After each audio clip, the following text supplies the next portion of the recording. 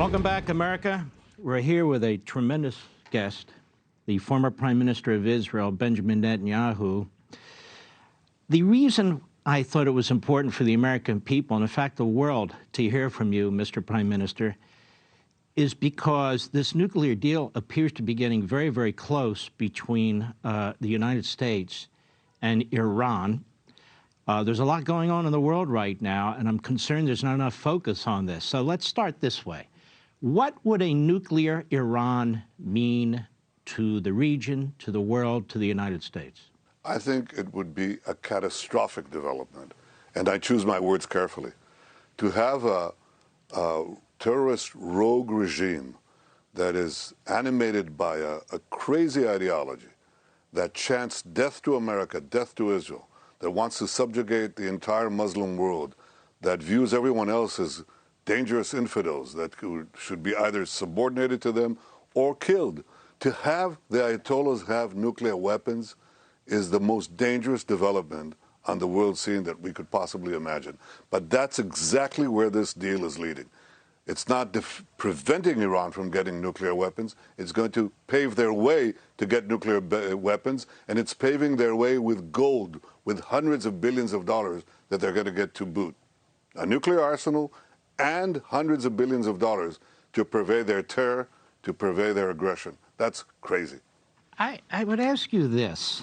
We're not hearing a lot, certainly not in the United States, from the government of Israel. We're not hearing a lot from Prime Minister Bennett. You know, in 2015, you came to the United States, you spoke to the entire Congress, really to America and the entire world, objecting to what the then administration was doing with this first nuclear deal. This apparently is much worse. And I have to tell you, as an American citizen sitting here, I am not hearing objections. Certainly, if they're made, they're not made in a proper form or they're not made consistency from the current Israeli government. Now, why would that be?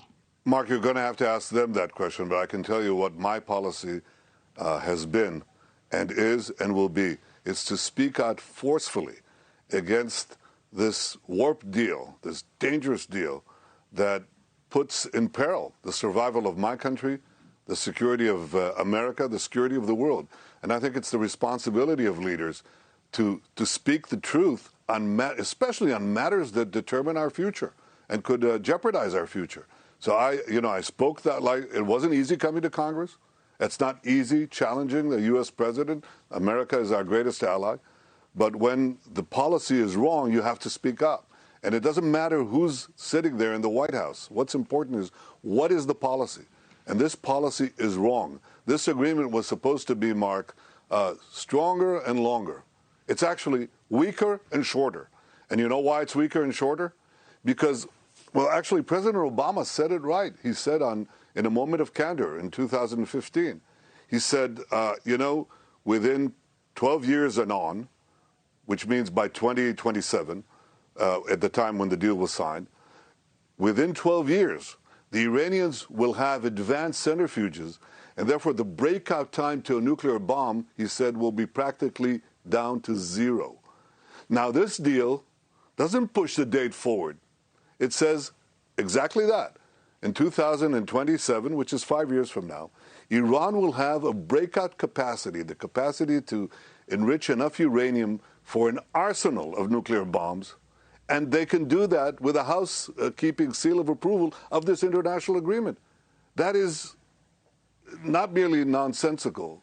It's very, very dangerous for the future of the world. Because you got to understand, this deal not only lets Iran achieve an arsenal of nuclear bombs, it doesn't prevent them from creating the missiles to bring them to you. They're developing ballistic missiles, ultimately intercontinental ballistic missiles, that can take nuclear warheads, nuclear bombs, put them on the missile, and deliver them to any place in the United States. In fact, any place in the world. That is a different world. We can't go there. It makes a hell of a difference if Holland has nuclear weapons or the Ayatollahs have nuclear weapons. And when people who are so suffused with hatred and with the desire for destruction, when you give them the weapons of mass death to deliver to a theater near you, they'll get there. That changes history. and we cannot allow that to happen. This deal has to be opposed. If it's signed, then I expect a future administration to leave the deal and prevent Iran from having nuclear weapons in any way possible. That would be my policy. You asked what my policy was? That's my policy. I said from the start, you can sign this deal, with a deal, without a deal. I, as the Prime Minister of Israel, will do whatever I have to do to make sure Iran doesn't get nuclear weapons, both for the security and survival of my country, but I think for the security and peace of the entire world. And if they have nuclear weapons, Mr. Prime Minister, what's to stop them from blackmailing their neighbors? What's to stop them from invading their neighbors? What's to stop them, for instance, further unleashing Hezbollah against Israel and threatening that if any of these Arab countries or Israel take certain actions, that they'll use these weapons? So it is a complete game changer for the Middle East, isn't it? For the world. For the world. First of all, they can put the entire world, they can take the entire world hostage. You know, once you have a predatory and especially a rogue theocratic regime like this have nuclear weapons, they can use them in two ways. One, they can threaten you directly with atomic bombs. Secondly, they have a nuclear umbrella, which is what you just mentioned, to threaten you with conventional weapons like regular missiles or terrorists or anything else. And that gives them awesome power. And I think you have to understand that I think Iran would be a nuclear power different from all the other nuclear powers, and some of them are bad enough, but I think they won't obey any rules. And this is so dangerous. Dangerous for Americans, dangerous for Israelis, dangerous for Arabs, dangerous for Europeans. I think it changes history. And that's why I took the unusual step of coming to the Congress, speaking there, something that was not easy to do.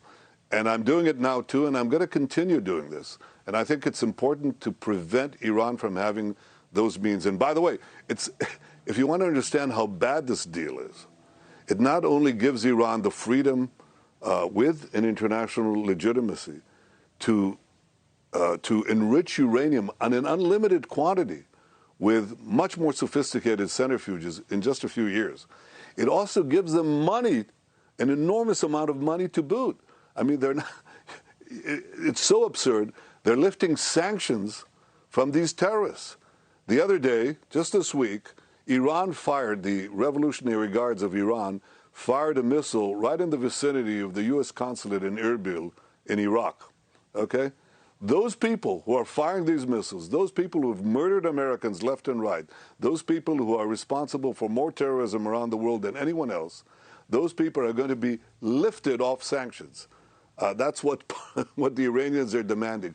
So this is absurd. This is the kowtowing of the democratic world, unfortunately of the rest of the world, to this rogue regime, giving it both the weapons of mass death and an enormous pile of cash to boot to continue their aggression. It just doesn't make sense. One of the complaints, Mr. Prime Minister, from our Congress is that they've been left out of this, that they really don't have a role, that they really don't know what's taking place despite federal law that requires it, that the administration is negotiating this or having others negotiate for them.